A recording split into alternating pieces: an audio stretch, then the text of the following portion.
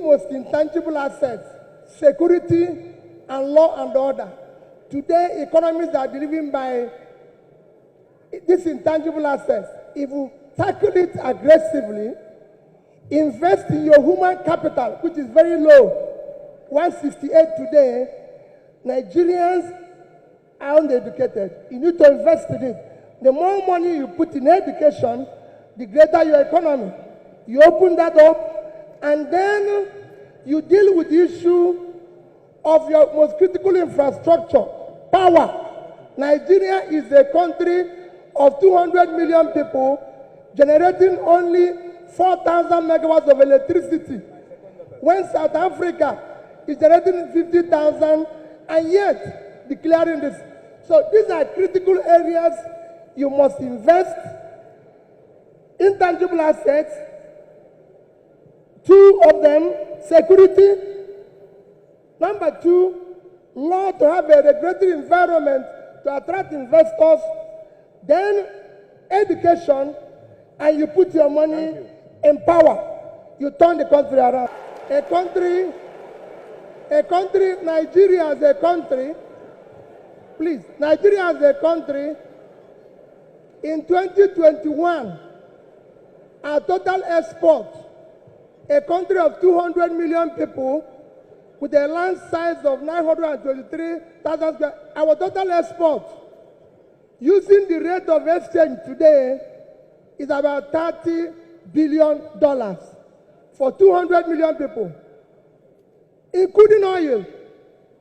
Compared to the country like Vietnam, 100 million people, half of our population, living in 331 square kilometers of land. A third of our land, their total export last year, without oil, 312 billion. So a country of 100 million people, we could do 10% of their export. You need to manufacture and export and earn dollars to stabilize Naira. You cannot build on a faulty foundation. Tell me why Nigeria cannot have state police. We have security problem. Masari in Katsina had just said a few days ago that the entire Katsina state have about 5,000 policemen, that in some stations you have 30 police with 10 guns. What a country. Why can't we have state police and let everybody police the state, give the governors power to police their state and hold them responsible? That's number one. What is federal government doing with education? Why are they controlling education? Every state should be able to deal with their education. If you want to educate your people, we will support you, and you do that. So we need to restructure this foundation and make it more productive, competitive for the entire country. For me, I remain eternally grateful to you for what you did for me to be here and everything. Our topic today is democratic transition in the 21st century Nigeria, 2023 and beyond. I think it's for great people like you or people like Chimamanda invited, but for me as a trader, I'll try to contribute in my own little way, the way I think we should go. For me, democracy have a simple description. Government of the people, by the people, for the people. That means everything about democracy is the people. And transition means changing from one thing to the other. And for me, Nigeria needs urgent transition from being a highly insecure country to a secure country, from a disunited country to a united country, from corruption to a transparent country, from a country of lawlessness to a country of law and order. But in all this, it is important that we look at where we are today for people to understand the gravity of the journey we are going to take if we are going to transit. Where are we today? Nigeria have qualified to be a failed state. We have met the 2 or 3 biggest characteristics of a failed state. Number 1 is when you are no longer in charge of your territory. Today, we are among the top terrorized countries of the world. We are among the top kidnapping countries of the world. Bandits have taken over some parts of this country.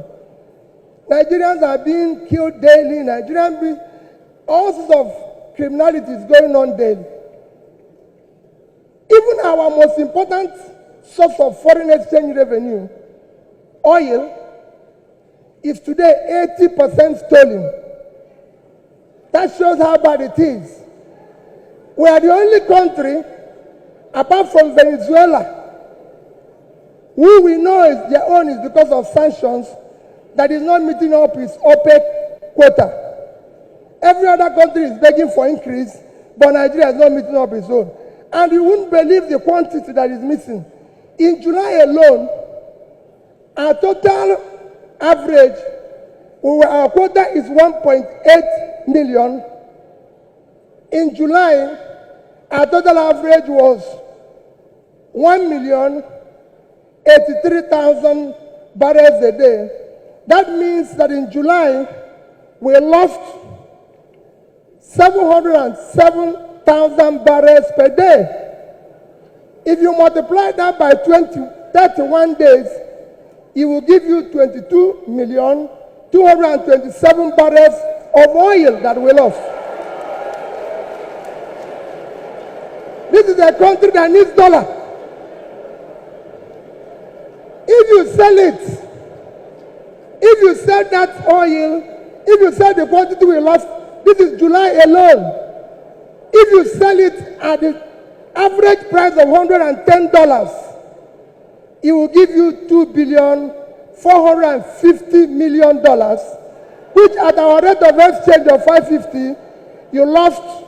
If you use 550, because I used an average of 550, you've lost 1,344,700,000,000 naira.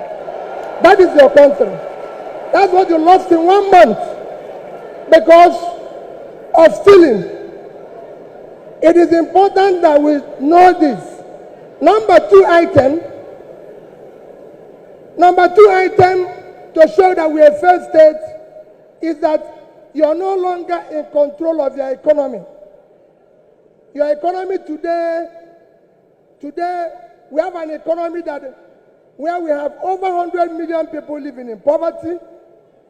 Your unemployment is one of the worst in the world because you have a combined unemployment of 50%, unemployment and underemployment. Out of 200 million Nigerians, 60% is supposed to be working. So you're supposed to have 120 million Nigerians working, but today Nigerians that are working are under 50 million. So 70-something million of Nigerians are not working, they are not productive. When you compare this to your productivity, you will see how low it is. But what is even worse, we're in a physical mess, total physical mess, because of all this. Between January this year and April, the total revenue of federal government of Nigeria is 1,630,000,000,000 naira. Their expenditure is 4,720,000,000,000. If you minus this, we have a deficit of 3.3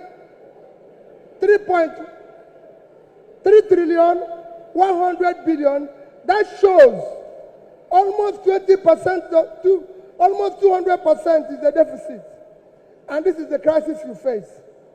How did we come here? It's a cumulative effect of leadership failure over the years.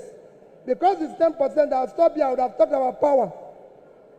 How did we come here? What are we going to do very quickly to come out of this?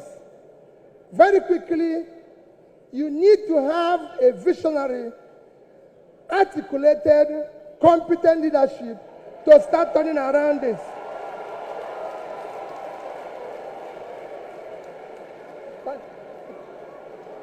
So next year, the time is up. I'll take it there. But next year, the election you're going to have next year will not be about, remember, it is not about tribe, no religion, not connection, not entitlement. It must be election about character, competence, capacity, and commitment to deliver.